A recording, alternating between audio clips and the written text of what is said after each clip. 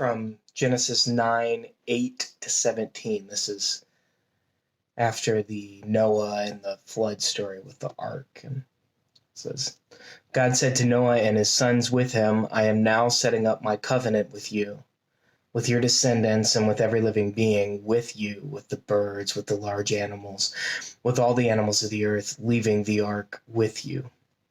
I will set up my covenant with you so that never again will all life be cut off by flood waters. There will never again be a flood to destroy the earth. God said, this is my symbol of the covenant that I am drawing up between me and you and every living thing with you on behalf of every future generation. I've placed my bow in the clouds, and it will be the symbol of the covenant between me and the earth. When I bring clouds over the earth and the bow appears in the clouds, I will remember the covenant between me and you and every living being among all creatures. Floodwaters will never again destroy all creatures. The bow will be in the clouds, and upon seeing it, I will remember my enduring covenant between God and every living thing on earth. God said to Noah, this is the symbol of the covenant that I have set up between me and all creatures on earth.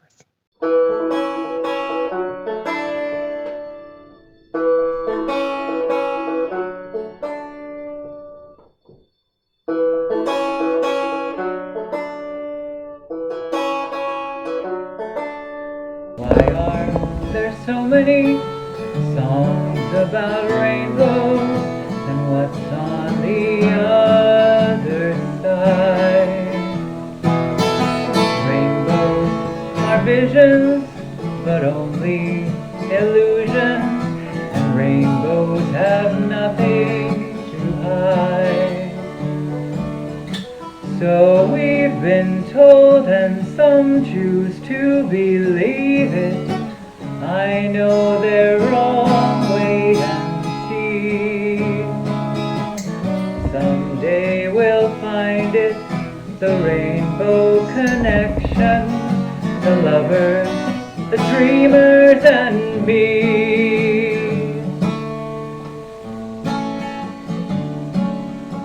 Who said that every wish would be heard and answered when wished on a morning star? Somebody thought of that, and someone believed it, and look what it's done so far. What's so amazing that keeps us stargazing? What do we think we might see? Someday we'll find it, the rainbow connection, the lovers, the dreamers, and me. All of us under its spell, we know that it's probably magic. Have you been half asleep, and have you heard voices? I've heard them calling my name. Is this the sweet sound that called the young sailors? The voice might be one and the same. I've heard it too many times to ignore it. It's something that I'm supposed to be. Someday we'll find it, the rainbow connection, the lovers, the dreamers, and me. La da da dee da da dum, la da da da dee da da dee.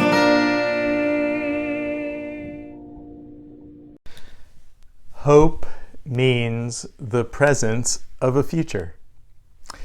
Where there is no faith in the future, there is no power in the present. Hope is what gives life its sense of the holy. Hope is what keeps life open to new possibilities. According to Greek mythology, the gods presented Pandora with a box into which each had put something harmful and then told her not to open it. Now you may know the story. Pandora just had to know what was inside the box. So one day she lifted the lid and out flew 10,000 woes, or destructive things. But one good thing remained in the box: hope. Hope was the only good that the box held, along with all that was bad. London's Tate Gallery is home to a painting by Frederick Watts. It's a masterpiece of his titled Hope.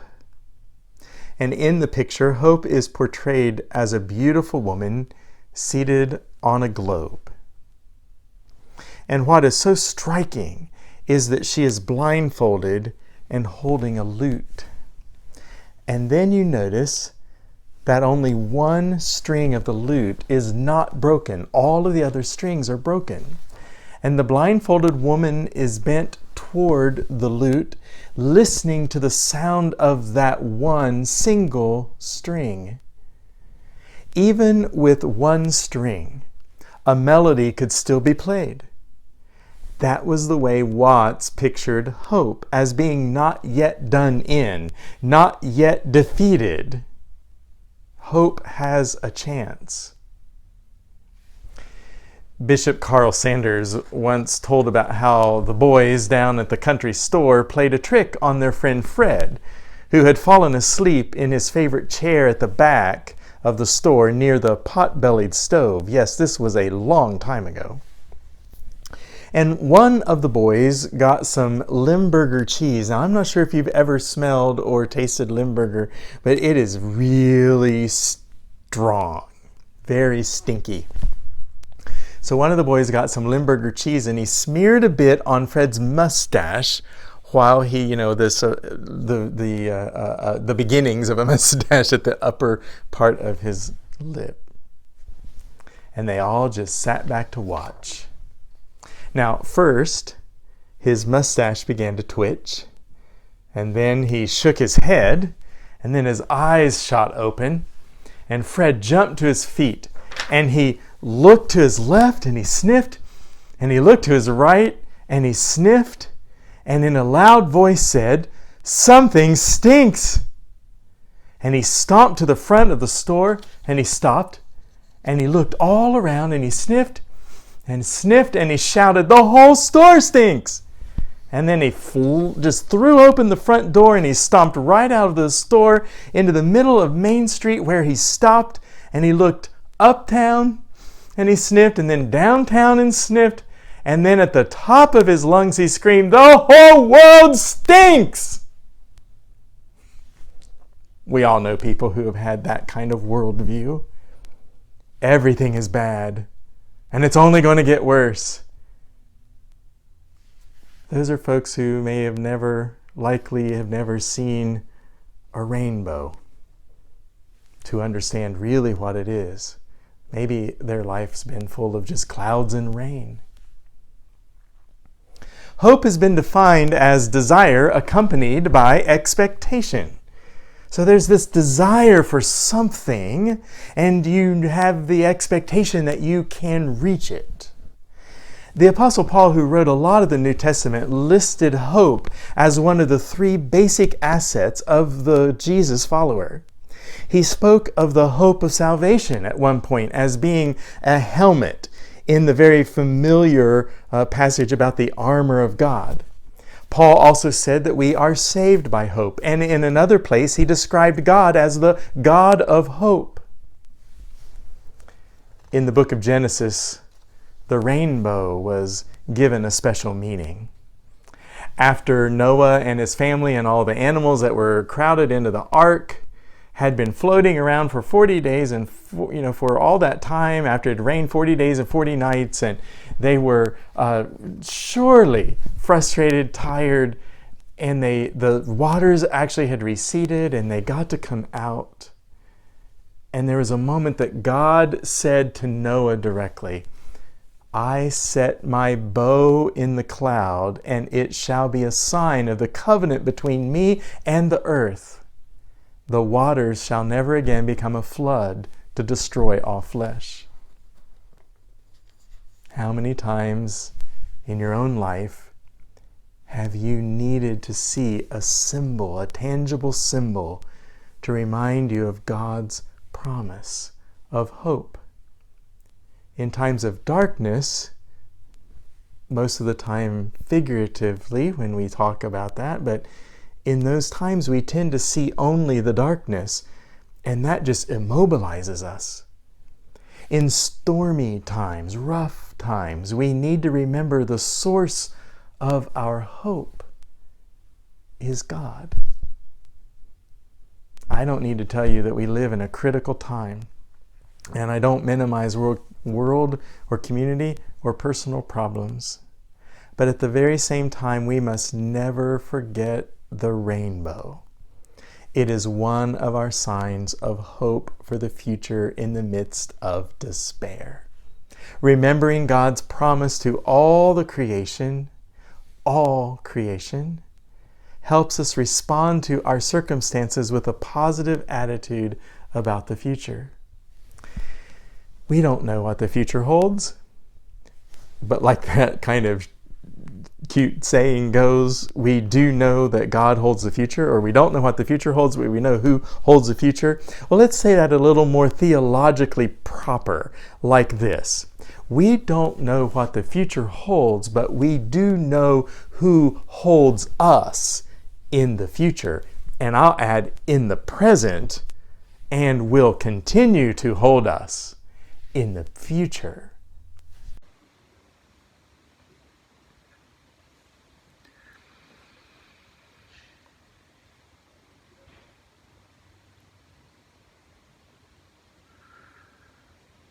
When you walk through a storm, hold your head up high, and don't be afraid of the dark.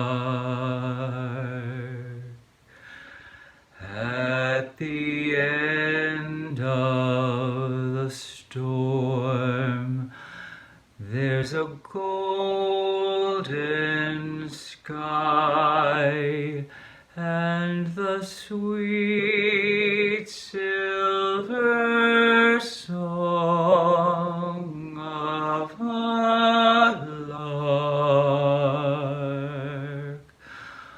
Walk on through the wind, walk on through the rain, though your dreams be tossed and blown.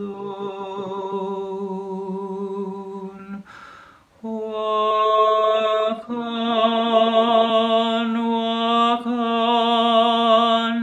with hope in your heart, and you'll never walk alone. You'll never walk alone.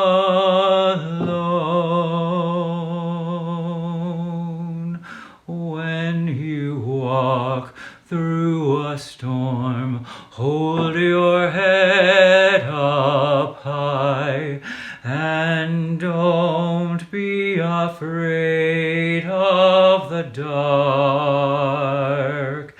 At the end of the storm, there's a golden sky and the sweet silver song of a lark.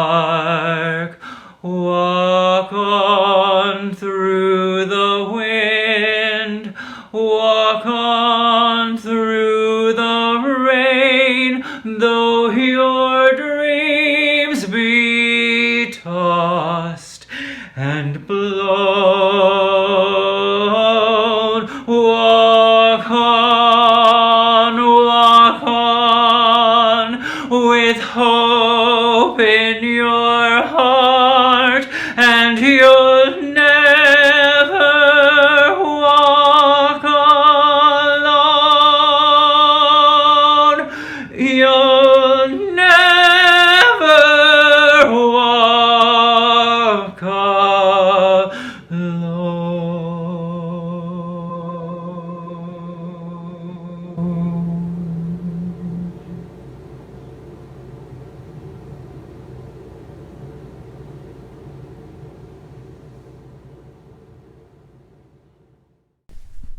To our seniors, either high school or college, I want to encourage you to think about this trying time that is so disappointing in a variety of ways.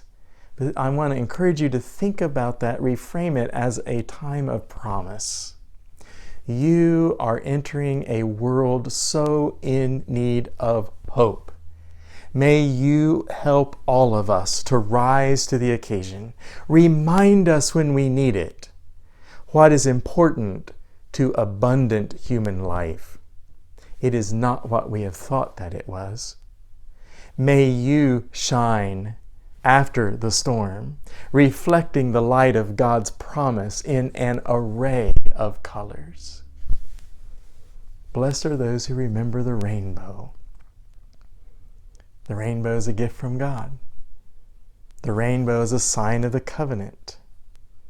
It is a promise. It's a sign of God's eternal promise and goodness to all humanity that will not fail. One of the reasons that the LGBTQ community uses the rainbow. It is a sign of God's promise and goodness to all humanity.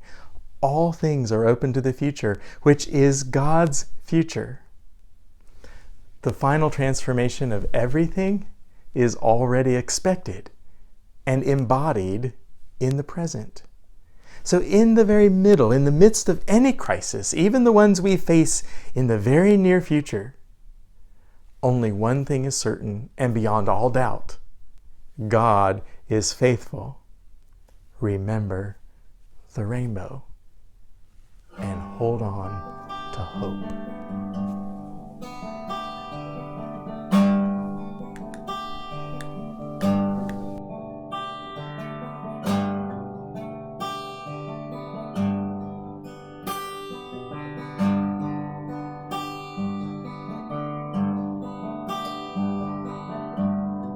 Here's to the twilight, here's to the memories.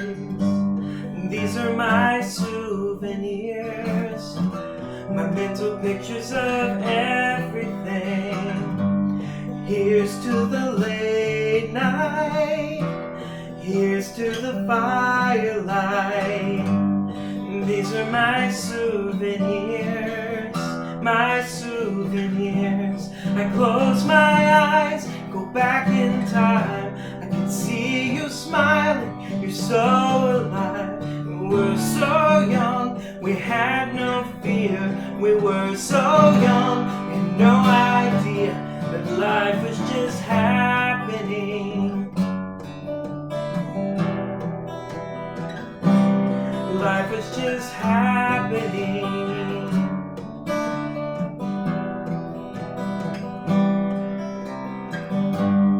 Here's to your bright eyes, shining like fireflies. These are my souvenirs, the memories of a lifetime. We were wide-eyed with everything, everything around us.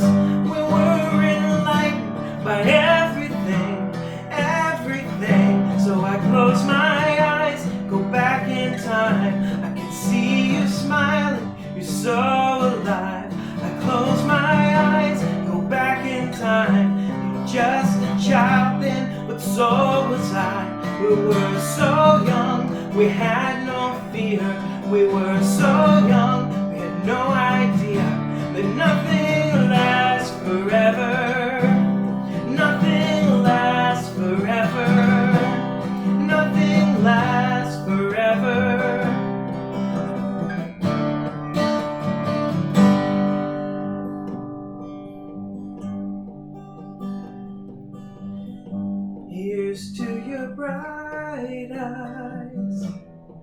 shining like fireflies. These are my souvenirs, memories of a lifetime.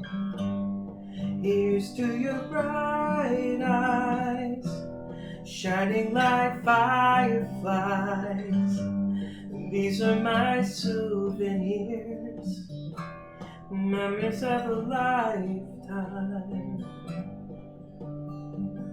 My souvenirs.